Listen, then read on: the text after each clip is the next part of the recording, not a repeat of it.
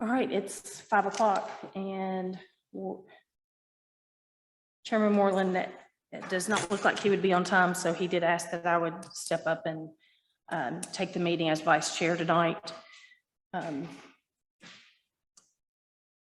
you good with notes and everything? Thank you. So I'm going to ask for roll call. Do you want to just, you good?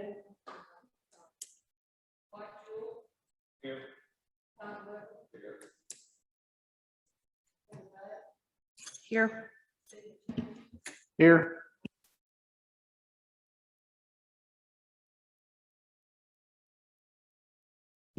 Thank you, ma'am.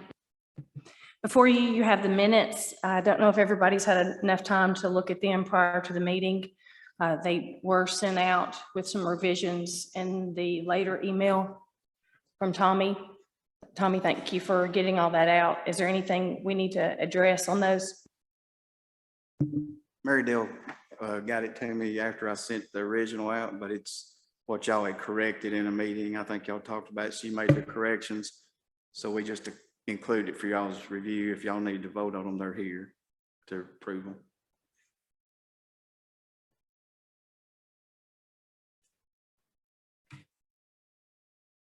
Everybody need a minute, or do I hear any movement on the floor? I make a motion to approve the minutes. Thank you, Mayor.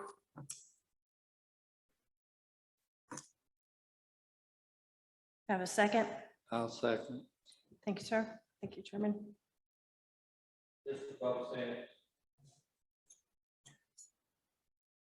I'm comfortable making this for both sets. If you all are comfortable with making this for both sets, we can make that amendment. Yeah, I'll It'll be make it for both sets of minutes have been motion. presented.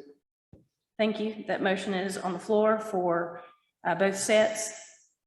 Chairman Jewell, do I have a second with that amendment? Thank you. We have a vote. All in favor, say aye. Aye. Thank you. Any opposed? Motion carries. Next order of business is our 2020-21 July financial report.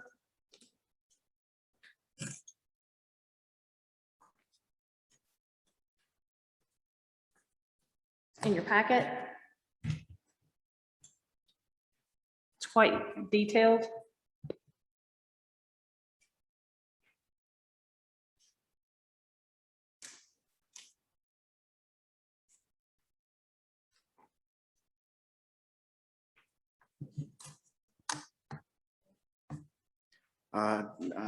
We're about 19% or so ahead of our revenue stream right now.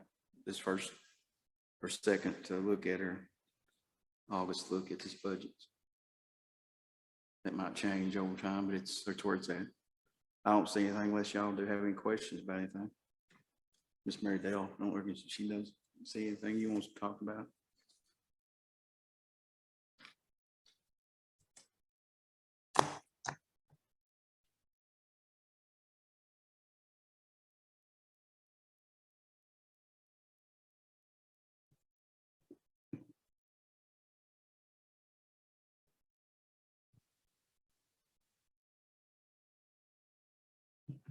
Anybody else have any questions?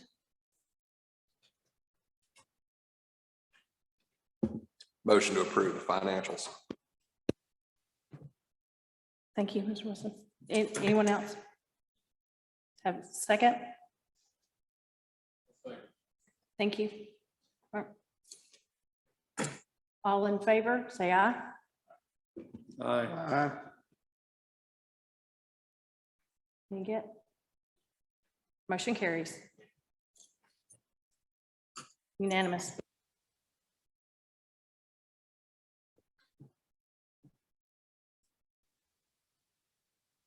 The next thing in our packet is the water loss report. I know that this is given to us based upon the fiscal year. I did.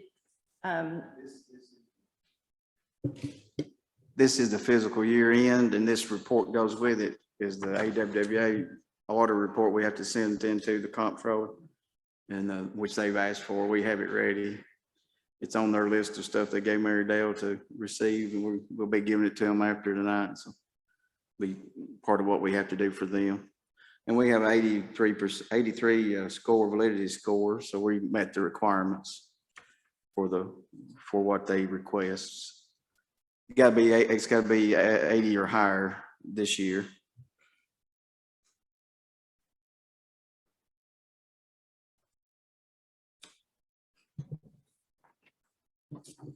Thank you.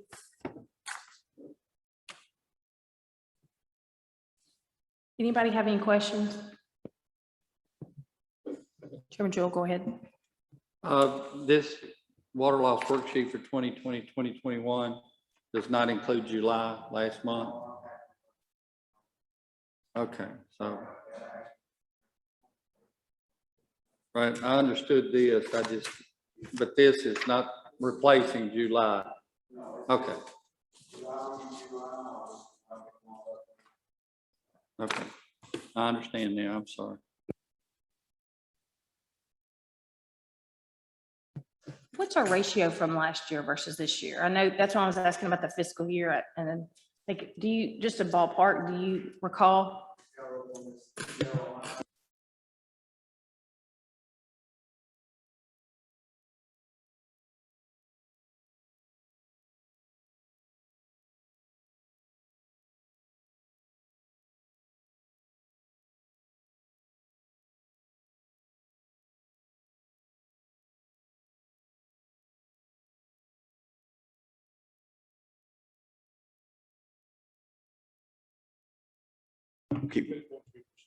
Yeah, about a 2.2%. I think we still have, we gotta look at some meters too, the accuracy of some meters. Once we get that fixed, this might get a little better. We do test our master meters, and, we had to replace the prison meter because it failed. We had a meter to go in, but it failed the test. They have to be plus or minus 3% to be in compliance accuracy for AWWA, and it failed to read low flow. So it was replaced last year. We keep a good eye on them and make sure they're reading. We look at it every month and make sure they're not failing or losing. If they're not doing the same, we kind of try to look at them, make sure to watch them. We keep a good watch, and this new system is helping out a lot with that new census monitoring system. We actually get most of these readings on a daily basis. We can look at them. We get reports on if there's some issues. So they do flag problems. So we get more, they get more attention than they ever have because we know more about them from the data collection that comes in every day.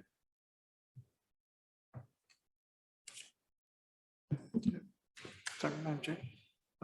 Tommy, with the new system we got in, are you able to see if we've got any water loss kind of in certain areas, or it seemed to be kind of spread throughout the entire system? So far, the only one I have noticed that has continuous flow, and we're trying to look at that. We had a little issue with being able to, we got to clean up our zones in the software to make them accurate to where the meter was set. We had zones set up so if you're out here on Crenshaw where that 1 meter was set, you want to look at all that Crenshaw out toward Sulphur College and all that out in that area. You want to try to, you can compare those meter readings to that master meter and see if your customers are having issues or if you got issues. But we're showing, that's the only one that shows constant flow of about 16 gallons a minute. We're going to try to get out there and listen for a leak sometime here when we get some time to get out there. But it's what it's showing as calculation, about a 16 gallon a minute leak somewhere. That could be a meter service running, very well could be. But we're trying to get our software to work with that to get all that fixed where it can accurately match those master meters with all the customers in that area past that meter. Kind of a zone area to compare to. But that is the only meter that I have noticed constant flow on. Most of them, they'll go down to 0. They quit flowing at certain times. This in here has been running about a 15 gallon, 16 gallon minute. That's the one on Highway 25 out near Crenshaw. Road.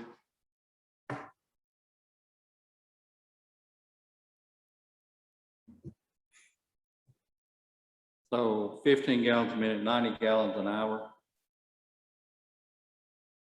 No, it's more than like that, 2,600, 900 gallons. 900, yeah. Yeah, that's a pretty sizable leak, I would think. Yeah, we've got a few out of employees short with, they're here, but they're isolated in place, you know, doing work that they can do alone. Some of them have been in contact with COVID patients. So we are letting them work away from everybody, and they got to follow the county's rules. I got 2 right now like that. We had 2 about a couple of weeks ago. And so I've got 2 new employees now that have been around someone that had it, tested positive. So we're keeping them isolated by themselves, doing work they can do without being around anybody. And that is allowable that I'm aware of. We done it last time. And they got to do that for about 5 days, get a test, and then 7 days, if they're clear, they get to come back. That's correct, ain't it, Mayor? That, I'm trying to think, they've changed so many times. yeah, that's why, I think that's the last time I talked to Miss Vicky. That's what I was told now, but that's Yeah, what we've been doing. if Vicky told you that, I would say that's correct, because we reviewed it at the end of last week. So Okay. I'd say that's correct. As long as right now, as long as they're separated and not showing symptoms, that should be okay. If they start showing symptoms, they need to get tested and then get a doctor's note saying how long they're going to be out with a Yeah. return date on it. Yeah, and that's what they're doing right now. Unless they have symptoms, they have to follow different rules, but as long as they don't show anything, they do have to get that test in the 5th day, and then if it's good, they can come back in 7 days with the rest of the crew.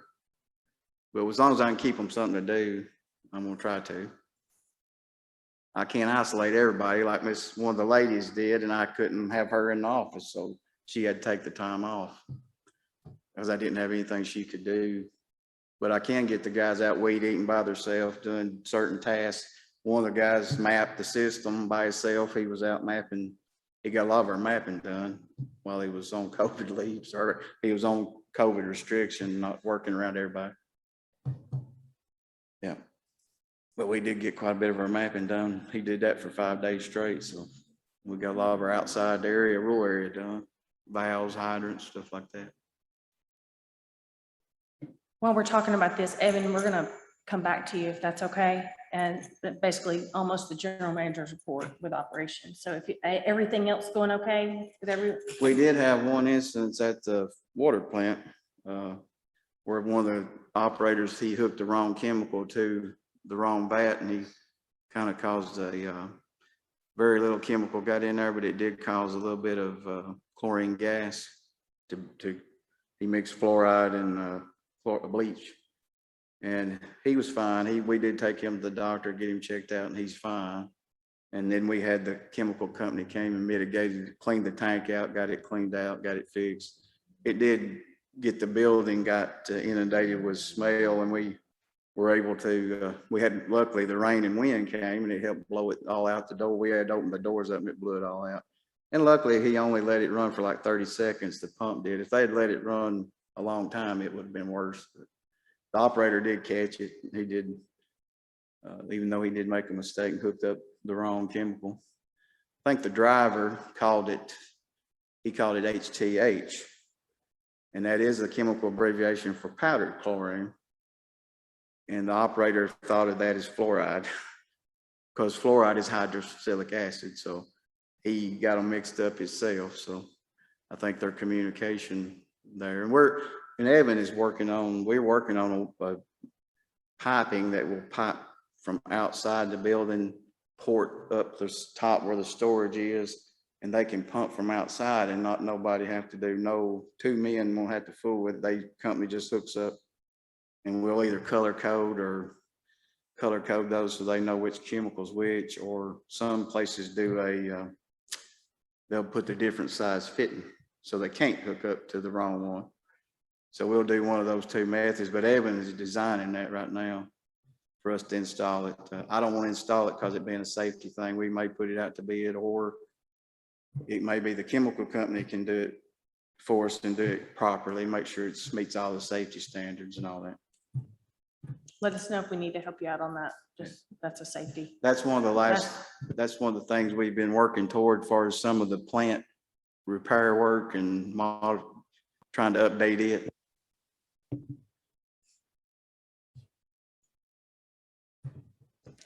You're up, Mr. Evan. You want to come join us? Next thing on there is the engineering report by Evan White, Mid-10 Engineering. We have a 20-year growth plan study. You received that information in your packet. It does have a the master plan project overview is in a letter written by Mr. Evan, and I'm going to give you the floor, sir.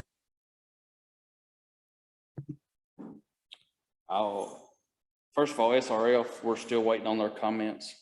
I know that was in y'all's old business probably. I still hadn't received anything from them. Either y'all or me, one's gonna receive something. So Tommy's on the lookout and I'm on the lookout as far as correspondence for them. It'll be basically your terms and conditions for the grant once they get it through environmental. The 20-year master plan, I was requested to put two things together for this meeting. One's a 20-year master plan. One was I'm calling it a feasibility study. That's for the people out in the county. We'll start with the master plan since it's first.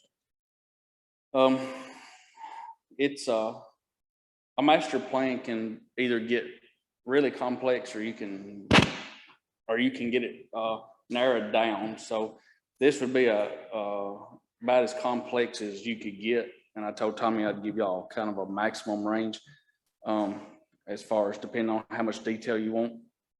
But this would look at any of your facilities that you got right now, look at all those, evaluate them.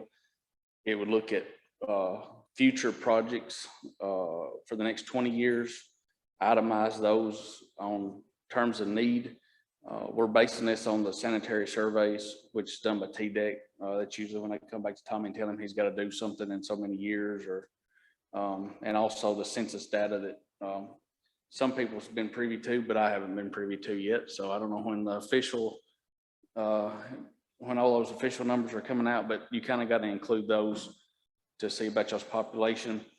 It'll also take a whole lot of doing by meetings with y'all as far as a board, and meetings with operators and Tommy as well. I mean, you kind of got to get a feel of what y'all are looking at 20 years down the road too, not just what we're looking at for y'all. So you kind of look at that. You got to look at your neighboring communities as far as if y'all are wanting to be a regional seller. We kind of look at that to see kind of what the needs are around y'all to put that into the actual master plan.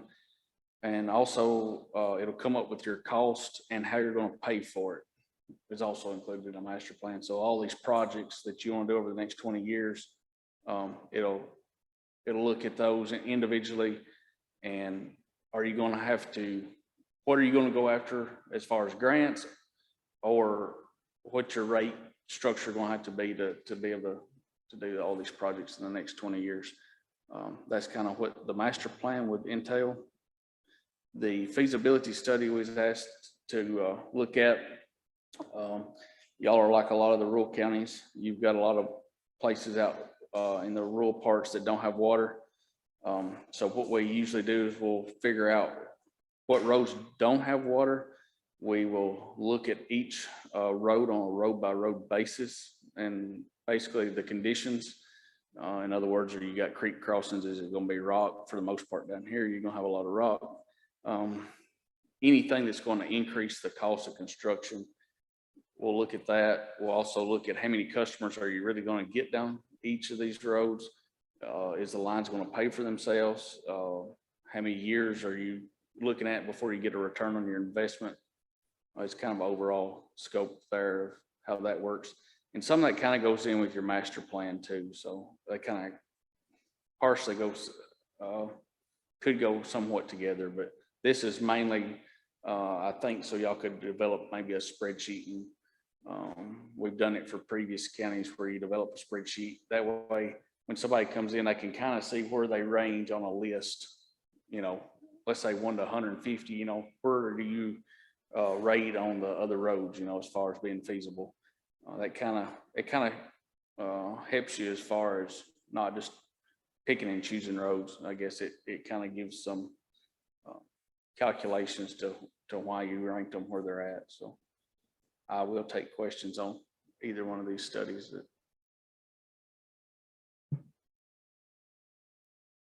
Anybody have any questions? Go ahead, Mayor. Evan, you're talking about when you look at which ones don't have water and you're trying to figure out which, I guess, score them basically, I guess, as to which ones, I guess, how they're going to rank in priority. Is there like an established set of criteria that's going to be used to come up with that? Yeah, the way we do that is it's kind of, I don't know how familiar you are with the CDBG process, but CDBG, you have to turn them in some calculations for them to even let you be able to get chosen for a grant. So we kind of go the way they do it. They do it to cost per person or cost per household. The way we do it is we have to assume, the way we've done it previously, this one's going to be a little different unless y'all want us to approach it from a different standpoint.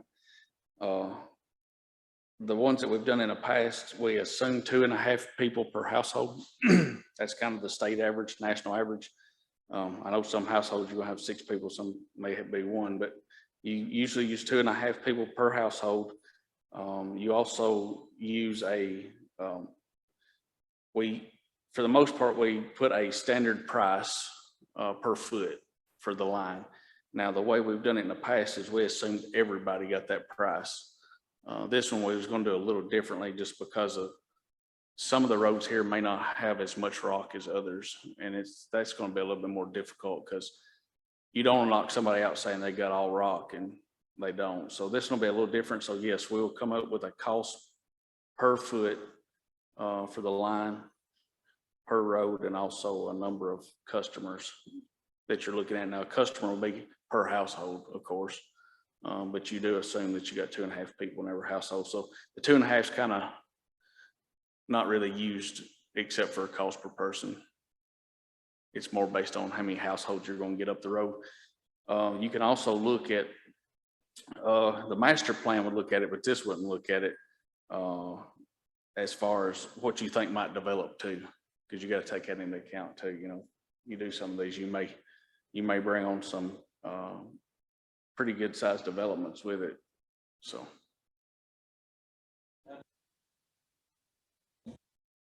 How do you determine how many households are on a road? We use Google Maps and we drive them. So you physically drive the road and count the houses? Because I know a lot of the maps were growing so quickly, you can't pull it off of a property assessment map or anything because they're just not there. They've been there 2 or 3 years and they're still not shown on those maps. We have used, we used to use 911 databases, but with all the HIPAA constraints, we no longer can technically get those anymore. And also what you learn with 911 addresses or property assessors is it could be a barn and you're counting it as a house. So it's better to drive it and actually get mailboxes. I mean, that's what we do. If the mailboxes look active, then we count them. If not, it's about the only way you can do it. Because like you said, if you try to use Google, basically we do Google first, get a basis, and then we start marking them out as we go down the road. Because like you said, either they moved, there's nothing there. Some have, fell down, burnt, you name it. You run into all kinds of stuff when you actually get digging into it. But, and that kind of depends on, where you rank them too. I mean, if you really want really tight numbers, we could do, maybe the first 100 or something, as far as that goes. I don't know how many roads y'all got physically down here without them. So I've got a pretty good idea of the area that's don't show on the water map that doesn't have water, but I'm not confident on how many roads total y'all got without them. I included, I was just sat down, looked at our water line map, and I took the Tennessee Property Viewer map, or Data Viewer map, and I measured all the roads I might have missed one or two. I think I missed Donahoe Lane. That's the only one I know of right now, but it's off Sleepy Hollow. I didn't really know it was there. Don't believe I saw it, but I went and measured every one of those and compiled a list. It's in your packet. It wasn't probably in there when you got it by email, but I did add it. And it's got 64 possible road places that don't have water. They don't have a water line per se. They might be more, but I just did that by looking at our map and comparing it to the Tennessee Property Viewer map and used their measuring tool and measured those roads. It's just approximate. And I think I measured about 49.8 miles of possible miles of line that don't exist any water on. And that, if you, Evan can tell you about that. I just put a general figure of $750,000 a mile for a land and water line. And that's about $37 million. So that, I ain't saying that's accurate, it's just something to look at, but at today's prices, you might see that right now, unless they get better, but. Also, Tommy's let me know, some of these roads that don't have water technically has got water meters set at the end of them, and they're running to maybe the first couple of customers. So if there's no water line, we're still going to count those. So you may, that's something, I mean, that's going to be hard to weed out as far as I could give y'all the study, and then y'all could take those people out, because that would skew the numbers somewhat. They would already have water, but you're saying they don't have it. Right, because I have water, because I ran it 1.5 miles, but my road does not have water. So yeah, I get what you're saying. The grant lady had told us in a meeting one time that the state or CDBG kind of counts that as service. So they don't even look at it when they're trying to determine to put a water line down the road for grant money.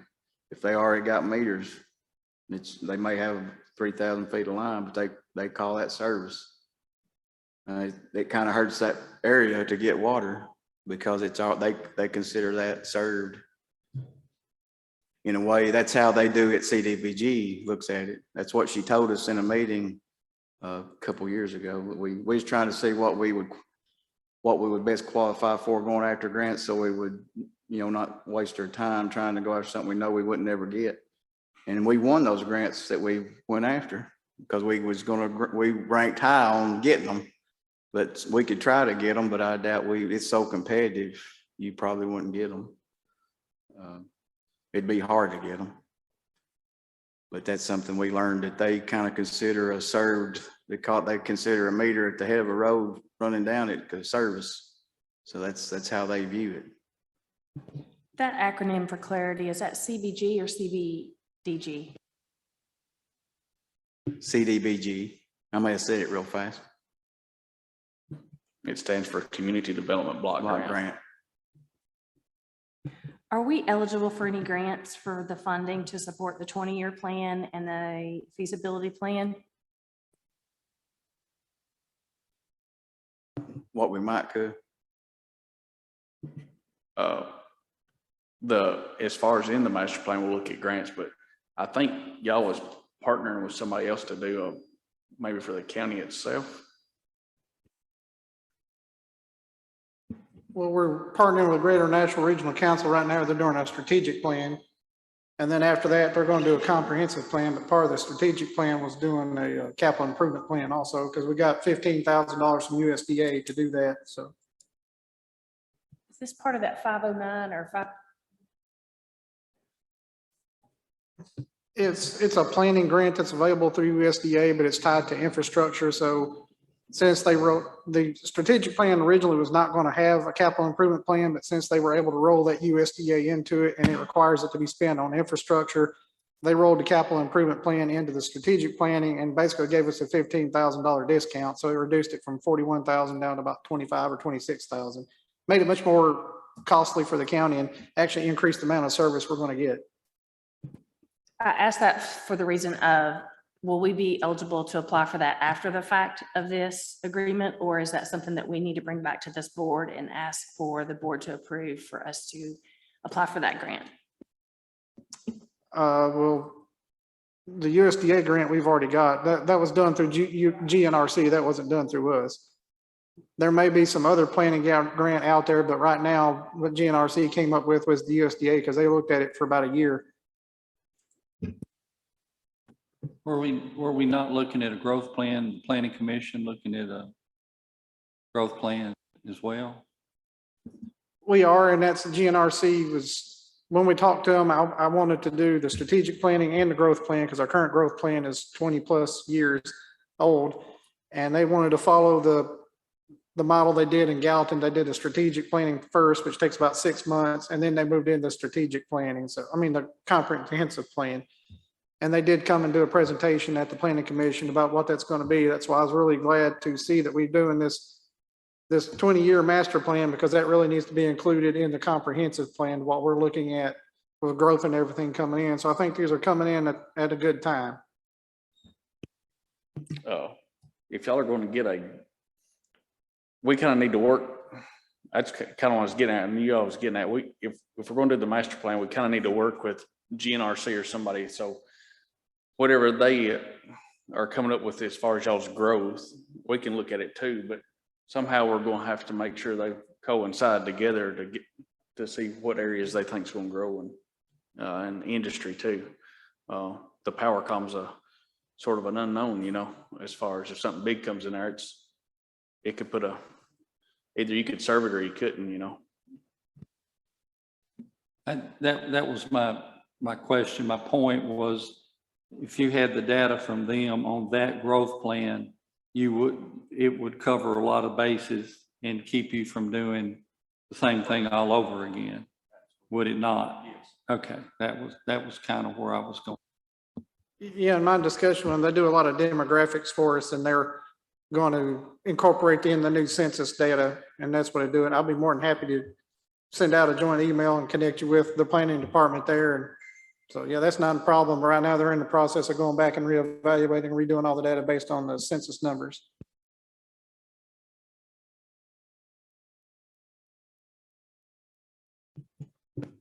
I did send some maps and stuff to Miss Mary Turner. Is that part of that, Mayor? Yeah. I think she's a good contact then for a good contact, Miss Mary Turner. Yeah, that would be a good contact. And then also, I can't remember the name of the person that's the head of the planning division, but I've been kind of talking with, the ones I've been talking to are Mary, Angela Hubbard, and the director, Michael Skipper. So I can include it and send out an email with them three and connect you with them, and that'll cover all the bases because the director covers everybody. Will you make that connection for us, sir? Will you give him those emails at a later time? If there's any more discussion, any questions? We need some movement on the engineering report for approval for the 20-year growth plan study.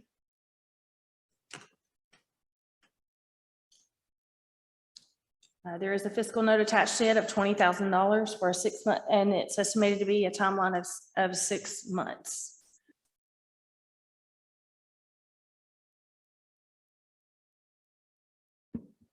Have a motion on the floor? I'm going to make a motion to approve it because I think this is something that's sorely needed, and it will fall in line with a lot of other planning we're doing on the county level. Yes.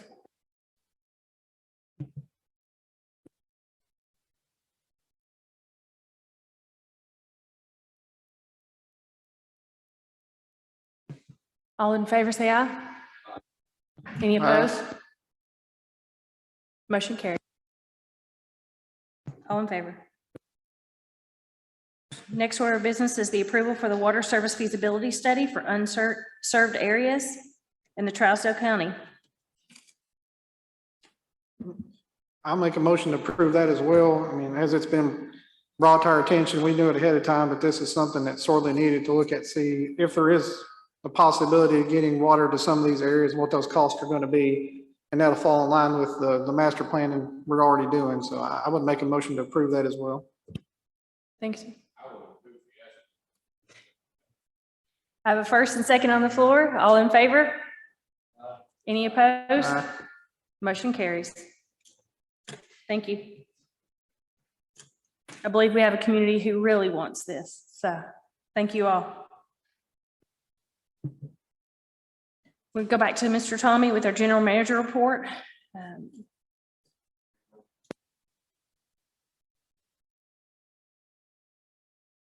I'm sorry.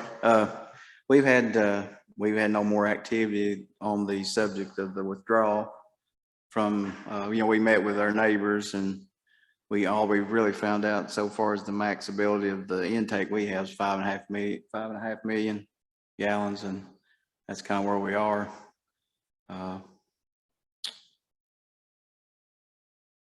We've not had any more headway with that topic, so that I'm aware of. Right, Mayor may have something to report, or I don't think Evan's been in contact with other counties or other cities that we met with, or there's been no activity. Yeah, I did talk to Mayor Callis from Portland at our last board meeting for the Greater Nashville Regional Council. Right now, everybody's kind of on board with trying to get the 219 funding through the Corps of Engineers, but we got to get that through Congress, and we're waiting for some direction from Congressman Rose's office. I think right now what we're looking at as far as the next step is try to get all the stakeholders together and maybe do a meeting with the Corps of Engineers and Department of Environment Conservation. Right now, it's mainly going to be the TDEC who's driving that process. Corps is really only looking at your pipe going into the river. It's TDEC that's going to do all the permitting going forward. So I think that's kind of where we're at our next step.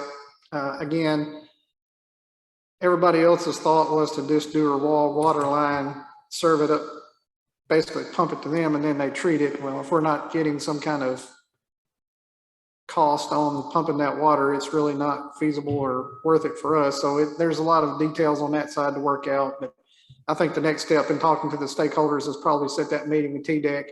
Since this regional concept kind of came from TDEC, and get a little bit further input from them.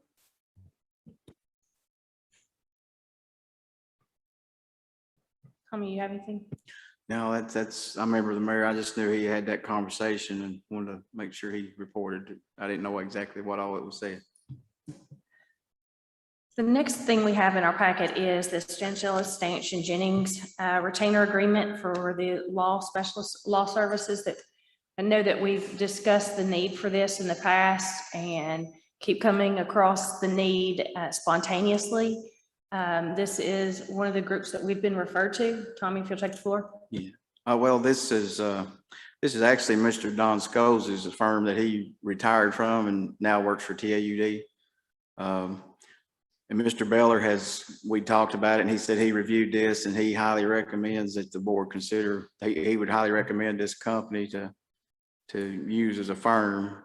And he says they do things that he's not expertise in as far as contracts. And if we do move ahead with any kind of regional thing, they would be very helpful in that kind of realm too. Anybody have any questions? I know the letter's included in the pack, or the information's included in the packet. Yeah, go ahead. Have we sent out any requests for proposals from other companies? Is this strictly from them?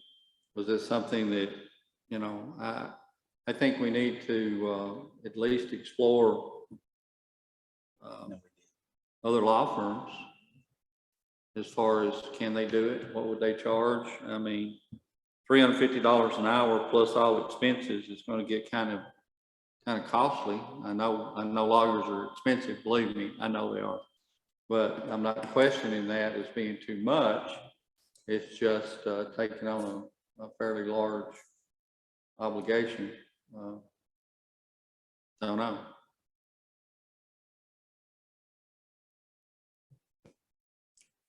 No, well, we did not do that, but this was a proposal just from a known attorney that I've been aware of, and like Mr. Don Scholes' firm, what he retired from. And I've worked with these people myself, but at other utilities, they're a good firm. They are good at what they do. I know that. Yeah, we can do what he's talking. It's not that we can't, we can. I'm not saying they're not a great firm. I'm sure they are. They may be the premier firm. I'm not sure that we need the premier firm. I'm just saying, I would like to know I'm all about options. I like options. I don't like being presented with one choice. I understand that. I do see that this is a utility law specialist, so they do specialize in this. I think we've got, thank you. So I don't know if that's going to give us some leniency in the event that if we don't find many more utility law firms out there who specialize in that industry, and being also taking under consideration that this was recommended by Mr. Scholes and approved by our county attorney. Yes, Mr. Bella did review it and said he recommended that he would be fine with this company. As far as looking at it, he had no problem with it. And he did speak that there's a lot of things that gets out of his realm of expertise when it comes to utility law. He's actually used Mr. Scholes quite a bit to help out, but Mr. Scholes is limited. He can't represent you. He can only give advice through his job at the TAUD. He can help you with, small things, and he's still working on some things that it takes him a long time because of his job and his other duties. He's working on our rules and regs right now. He's promised to try to get them done in a couple of weeks. He's been delayed. He has been working on kind of looking at all that and combining our old and that Title 18 and the new ones we have. He's trying to go through them and looking at them and in a way to present them to everybody to look at. But it's taken him a lot of time. And this guy, if you had somebody like them, they could have done it a lot faster. You just had to pay them. I mean, that's the only upside, is paying them money for it, But it's something, it doesn't matter whatever y'all want us to do. It's fine with me. I'm not saying this is out of line, and I'm not saying they're not reputable. It's just things, when I see the $350 an hour, that doesn't bother me as much as the 2% fee on a project. When we're talking about $1 million and $2 million projects, 2% is a hell of a lot of money to go to a law firm just to look at the contract to see if it looks okay. Maybe I'm misreading this, but that's the kind of things that this was just presented to me. And I'm not an attorney. I'm not the son of an attorney, but I've got a lot of questions that I would like an attorney to explain to me, and to know that there are not other people that might be able to represent us in most cases just as well as these people. I'm sure there'll be some cases that these people, if they're the premier firm, would be able to, be the best ones to represent us. But I would like to have a little bit more information or time to study this personally, but if y'all want to pass it, go ahead. I don't think this is anything that's pressing tonight. I think this was just more informative that it was being brought to us. So there's not really any motion or movement that we need to make tonight, other than take into consideration the 2 recommendations to seek other fees by others. And so if you will confirm that with us and get back with us on what you find once you gather some other options, if you will, please. Okay. Next order of business is the Halltown Road where we are actually beginning to bring in some, I believe we call this capital improvement projects across the county, looking for a water line loop. We discussed this in detail, I believe, last month. This is the project of 1,300 feet that was presented to you for Halltown Road and 400 feet for Bridle Path. The packet is the information pertaining to this project is in your packet. If you have any questions, feel free to ask them at this time.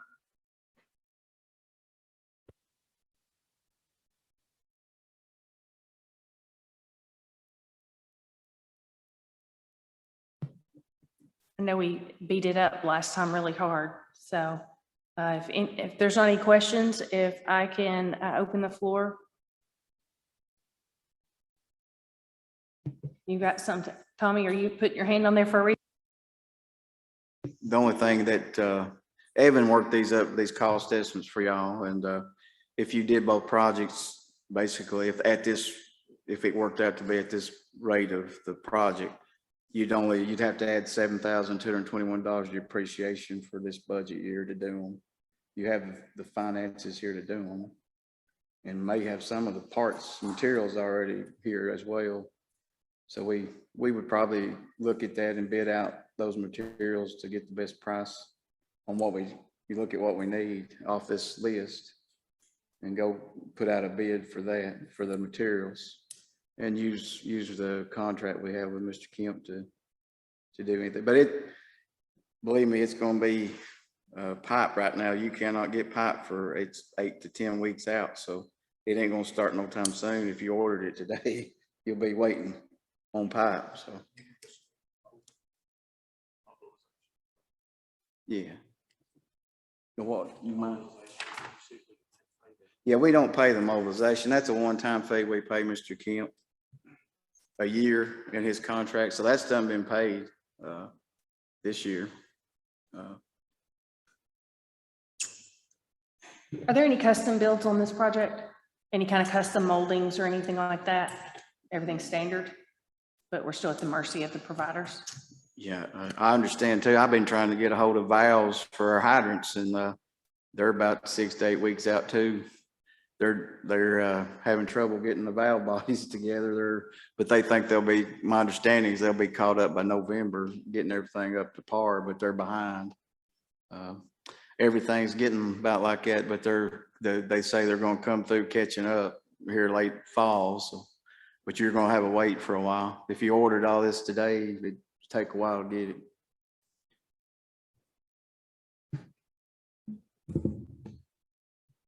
Mr. Joel? Tommy, would you say these are the two most pressing projects we have at this point in time that we need to be looking at first? I'm sorry. I guess my reservations are we're going to spend $280, close to $300,000, and we're really not providing water to anybody. For that $300,000, we're providing better service. We're looping it together. So if we have a break, and I understand the need to do it, but I think there again, we're spending a lot of money when we're telling people we don't have money to run your water line. And I guess maybe I shouldn't think that way, but I think that way. Well, I guess my education has been, you fix everything from the core and go out. We got core issues that need to be fixed. This is one of them, because when we've learned from fixing the hydrants, when we shut a line down, we put 800 people out of water. And this right here will fix that. We have to go flush every dead end to get the air out of them every time we do it. That's 3 hours of work right there, just going down to everybody's dead end, getting the air out. At least we'd have an option with the main one, the 1,500-foot one, that would help a whole lot, keep the people on 141 out toward Ward Hill or Gravel Hill and all that area in water. Because I mean, they start sucking backward when we shut stuff off. It's just the nature of your system. It's not perfect. It's not got these tie-ins it could have.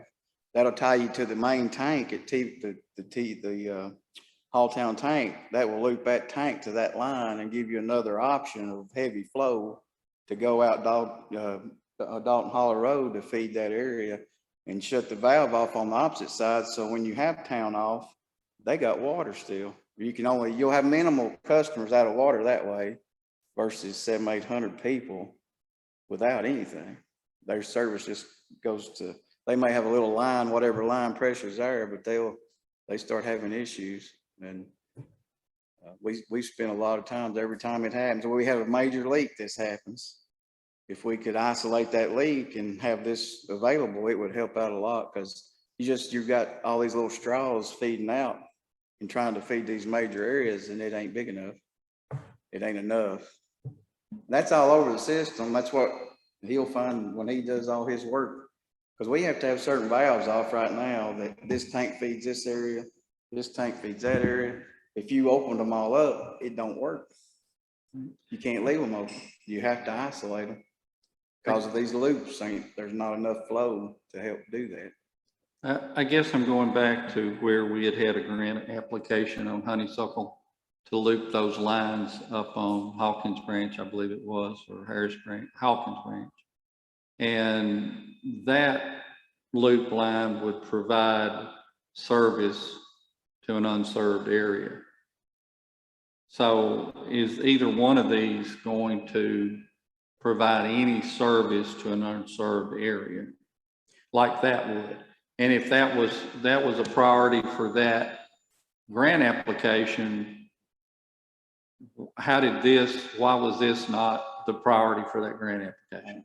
It probably looked at service for people more than it did the infrastructure's working correct. Now, is that? How the about honey- that? You're talking about Honeysuckle Road where it ain't got no line? Well, see, that's one of those areas that meters, there's 8 meters running across from Browning Branch feeding all them homes over in there. They got 3,000 feet of water line. That was set up through. But Yeah, we were trying to connect those two lines, not just provide a line. I do believe that's been one of our line areas to do one day. Yeah, it's in there. It was in my 10-year thing to the board when I first come here. But you, like I say, you start at the head of the stream and start fixing going outward.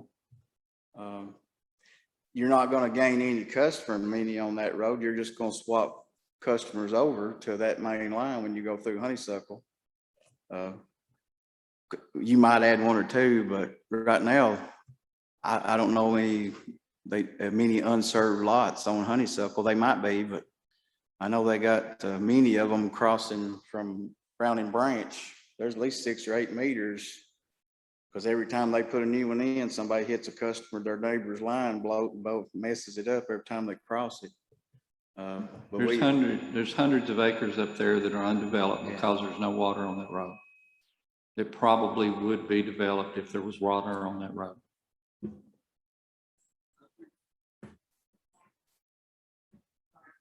Could we revisit what it would cost to do that? yeah, I give exactly what Dwight's saying. I agree that this probably needs to be done. I understand exactly why it needs to be done. The optics of it, like Dwight's saying, don't look that good. Honeysuckle, I think, is the place that I get my butt reamed out more than anything. mhm. So Yeah. I'd like to know what it would cost to do that project too. And then maybe we could figure out a way to do all 3. Okay. That project there is about a mile long. It'd have to take a mile of water line to tie those both Hawkins Branch together. That's about the length of that roadway right there. So you're looking at a mile. Roughly $750,000 a mile. That's my estimate. Just Now, guessing. I That's know my you can't- estimate, I know yeah. you can't pin it down, but I'll just some number to throw at. And one of the things we get into with what he will do, for instance, we've had people wanting, and one that's been mentioned is Griff's Hall. They want to lay the line down there. Well, the problem there is, his engineering look at that. When you look at water lines, you got that loop from Skillet Creek all the way around back to Gravel Hill Road, where it starts out at that pump station, is a 4-inch line. Now, his engineering may tell you, and the state of Tennessee may say, you can't extend that line unless you add so many feet of 6 or so many feet of 8 to get that volume up to feed that, because there's requirements. Engineering requirement says you just can't extend a line of a certain size if it may not handle that many people. It may cause a service problem. And that's kind of what his study is going to help determine. But no, it's something we can look at now. It's not that we can't. Well, I agree with Dwight. I can get him There's a to, lot of undeveloped property up there that would probably get developed real quick right now if it had water. well, I can instruct Evan to help do that. It'll be on your feasibility study, but that's 3 months out. That's what I was gonna say. That should be part of the feasibility It study. is part That's of it. 3-month timeline to get that back. Is that good Correct. enough for that, or do y'all want to? I mean, if we held off on this and you got the feasibility study back, it could point to completely different priorities in this thing. Does it matter if it matters, but would it make more sense to hold off on these for 3-4 months and take a look at that feasibility and then circle back up? Yeah, like I say, if we ordered the stuff today, we're looking at 2 months. I mean, waiting ain't gonna, it's still been a problem all these years. It's gonna still be one until we look at it, but his study will determine what that kind of stuff might be necessary. I just think if we could, I know we can't spend $37 million running all these water lines. I know we can't do that. I'm not advocating for that. All I was saying last month and all I'm saying this month is if we can just, people can see that we're trying to figure out a way. Well, that's like I say, that's why we're. And doing as this. far as putting this off a couple, 3 months, like you said, the supply probably was supposed to get better in the fall. I mean, that's what we're hearing from all our suppliers too, but I'll believe it when I see it. From what I understand, you're saying that if you were to do the Halltown Road and Bridle Path, then you are improving the services to those who already acquire, and you're also increasing the flow eligibility, which also means that you're bringing in more money for the water department for us to be able to, most likely. Would that offer more flow for revenue? Is my question. Now, this is one of those projects that just simply fixes a problem in the system, but it is a problem that affects many people. I'll give you an example. There's a Mr. Bronner lives out on, what is that road out there? It's right when you get to the graveyard and turn right there. When we did the 8-inch line increase where it had a 4-inch between the 2 6s, that man, he was burning pumps up. He's had issues and he's not the only person that had trouble, but that's one person that truly got help by that. He don't even have to have a pump anymore because we fixed that volume issue. It helped that tank operate better. And that tank was what was causing people, when that pump came on, it's what was robbing the customer service. The state says you got to keep 20 PSI. Was we going below it? Maybe not, but it was getting low enough in the higher elevations to cause people problems, burning up their pumps that they had to have to keep their household going. It's just one of those things that would help the operation of the utility. It's probably not going to bring any revenue. It may help to serve the area better with better service, but it may not be one that brings you revenue. Joel? I'm sorry. Is there any reason that we have to do these two No, concurrently? No. Can we tackle them one at a time? Can we do the Bridle Path $77,000 thing, and when it's over, then take a look at the other one and see if there's, other things that seem to be cropping up every time we meet that all of a sudden is very important, that wasn't important 2 months ago or a year ago. And that's going to happen. That's the nature of the beast. I understand that. I just, I would make the motion to go ahead and do the Bridle Path and just take a look at this other, maybe when we get this feasibility study and see how it ranks in that. Simply because it's a short distance and it provides a lot of benefits for that shorter distance, as you explained to us last month. Does it provide as many benefits as the Halltown Road one? I thought the Halltown Road one had more customers impacted versus the Bridle.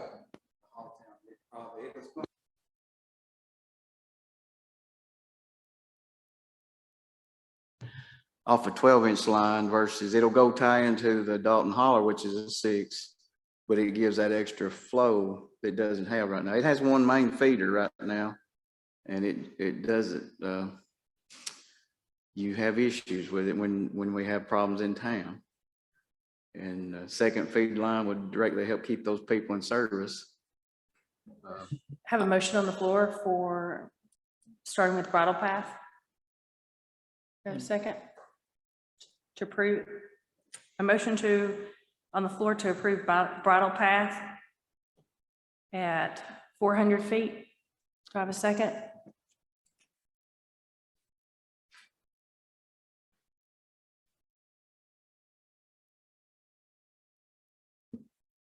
I'll second that, but I also would like to go into the debate part, so I'll second it so we can get to a little bit further debate. Second, and we'll go to debates.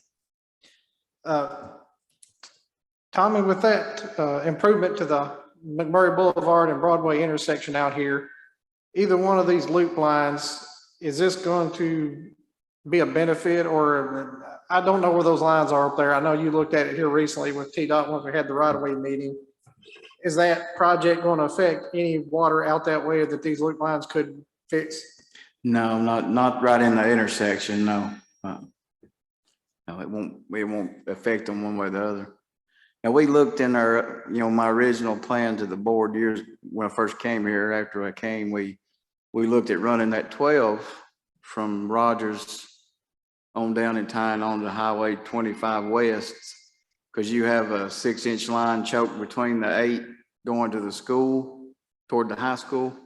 And we had looked at a project like that. I submitted the possibility of a project in that plan, and that would help increase water flow toward Highway 25 West. And we serve another utility that way. It would increase. When I first come here, y'all were trying to sell more water to Castilian Springs, but I think hydraulically you just can't. I think that's one of the reasons. That's what I kind of determined, that hydraulically you just can't do it through where we're at. But and that's again, that's kind of the stuff he's going to be able to look at with this plan. I'm okay with waiting, guys. It doesn't have to be done, but it's 2 projects I know that would benefit the customer at their service, and they're not that very big a project. I do have another question, but I'll defer to Mr. Jewell since I've already asked one. And I just wanted to say, I would like to see how the final numbers on this project stack up against the estimate. So many times, sometimes we're given estimates and it winds up costing a lot more than that. To me, this is a litmus test to see how this is going to go in doing these type things. So that was a lot of my reasoning for going ahead with a smaller project first. Mary, Tommy, when we were talking about these 2 together, I think you were talking about 700 to 800 homes are going to be benefited. If we just do the bridle path, do you know about how many homes are going to be, I guess, able to get the bypass so that they're not out of water if you have to do work on the system? Both of these will help the same area, hopefully. Another problem we have is in Bridle Path, you got water that only goes one way, and you got customers that have problems up there every time. And there's been a lot of leaks on Bridle Path, or not Bridle Path, but Thoroughbred. The water goes in and it dead ends right down there within that 400 feet of the Highway 141. And it would increase the service there and the ability to keep people in water. We have a hard time getting the air out of that line because of the way it was put in. We've had many problems with it. Service, we've replaced almost 10 water meter services because they've rotted in the ground for some reason. The copper has turned purple and rotted out for whatever reason. I don't know if it was something wrong with it, but we've done a lot of work in that area. And but that same feeder will help that area some. But I do believe the Dalton Holler one will help more. I think our master meter that we put in on Dalton Holler, that flow, the major flow comes through that meter. Hydraulically, there's more flow that goes out that way. The other side, it'll help, but I'd say the Halltown would be one that would be the most benefit to it, but the Halltown side of that project. But I'm willing to wait and let Evan do what he's going to do if y'all want to. It's just it was just something we've learned about the system, working in the system, that could increase the customer service at those areas. I guess really my question, I know you said 700 to 800 people, this would benefit 700 to 800 people, given a little bit of redundancy in the system. So I was just wanting to know, do we have a number as to how many people or houses that if you do just this Bridle Path, which is the smaller project, is that going to be 200 to 300? Do we know? No, I don't know that. I just know in the area that it serves, there's about 600 to 700 folks out in our residentials in that area. any more information, debate? Take it to the floor for a vote. All in favor, say aye. Any opposed?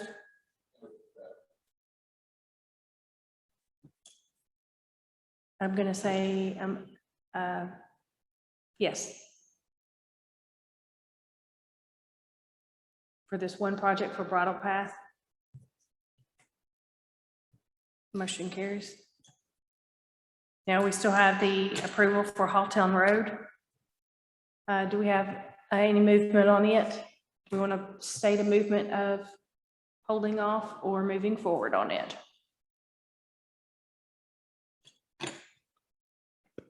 Madam Chair, just to keep it alive so it doesn't fail and basically kill it for lack of a motion, I would just make a motion that we continue this till, I don't want to go too, I mean, I know we're doing this feasibility study and this kind of ties into all the feasibility studies, 3 months. So, and again, I don't know if you can even do this under Robert's Rules of Order, but I would make a motion to revisit this in 3 months once we got the results of the feasibility study. I have a request for us to table. I'll say that if we table this matter at this time. Yes, sir. All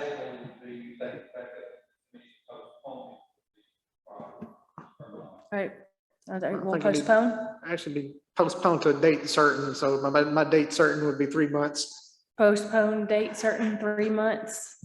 Yeah. Do we need a second? All in favor? Any opposed? Motion carried.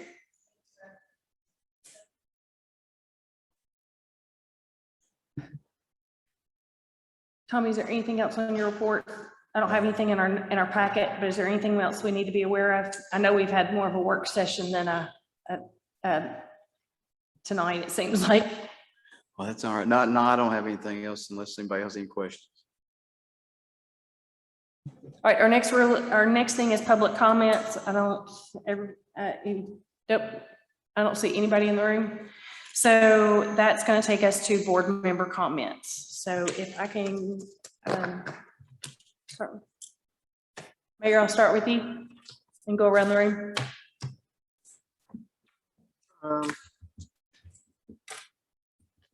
But some of the questions that were asked for the water building up here, I did some research and some of the issues that had come up. And I'll just let the board know there was an issue that came up with the contract for Kemp Brothers. The sewer line that was run seemed to have been run after the expiration of the contract. And that project was $90,000. So it probably should have been bid since it's over $10,000 bid limit, which is what's under the county purchasing policy. I did call the comptroller's office on that. They said it was not needed to be reported as fraud or waste or abuse or anything like that, that they would look at it during their audit process. So I just wanted to update the board members as to what was going on there. And my understanding is they're supposed to come in. They were already scheduled to come in and start doing the county's audit sometime in the next 2 weeks. So if you get any questions on that, and just let you know that we did go ahead and submit that and that they're aware of it. They just said it's probably going to be a finding, but that's about it. Thank you, sir.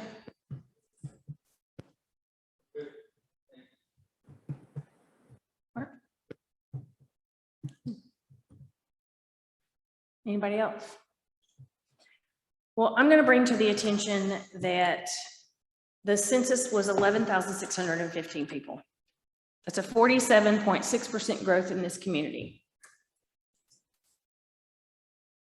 that the water department is going to have to face. This feasibility plan and the 20-year study is going to have to prepare us for. And I would hope that every single time that we get together, that we have these projects that are being brought to us that are need for our community, our customers, that we're not fighting against each other, that we work together. We may have to do one step at a time. We may have to do one project at a time and phase it out. This may require that we have work sessions. You all let us know if you are interested in work sessions as this information comes forward, because I can tell it's probably going to get very opinionated, because we have a lot of people who pick up the phone and call all of us. I welcome those calls. I welcome that information, and I welcome it being brought to this board. Thank you for putting up with me tonight. And I don't have anything else. Other than, is there a motion to adjourn? Madam Chair, just following up, just real short, just following up on your comments, I will say, I have no problem doing the work session, and I do think, as we're doing in other parts of the county, we do need to do this planning process and those issues you just addressed, we need to start looking at resolutions or some kind of plan going forward, because with the growth we're experiencing, we don't really see it slowing down very much. So I welcome that process, and I've talked to several people here lately about it as well, and I think that's something that's sorely needed and vastly overdue. And I would add to that, that we're dealing with highly technical information that sometimes, you know, we need to bounce back and forth to each other. And of course, with the Open Meetings Act, we can't talk to each other about things except in this meeting. And a work session gives you that opportunity to talk to each other without it being a vote, just something for information and to be able to talk these things out. It has been a great benefit to the county commission, being able to do that. I know the school board does it, and it's been a great benefit to them as well. And I think as we move forward, we're going to have to probably go to that. And it will make these board meetings maybe not as lengthy, because that information will come out and you have time to ask those questions and digest it before it comes to a vote on it. And I think a lot of things that we were presented with here today, had I, you know, had a week or two to look at or to talk to some other people about, I might have been more comfortable with doing something in this meeting. But, you know, we received a revised agenda today at 11:50. And I'm sorry, I was at a funeral at the time, and I just haven't had a chance to really look through it. I apologize for that, but I think sometimes if we can get the information a little sooner, and I think the work session will give us more time to talk with each other about these issues, and I think that's a good thing. Mr. Evan? With the master, since you're not on the, since you're not being recorded, Evan is speaking and saying with the master plan, he's going to need to meet with us. Is that correct? Open meeting or work session, whatever. Is that good? All right. Motion to adjourn. Motion carries. Please, second, something carries. Nope, second. Yeah.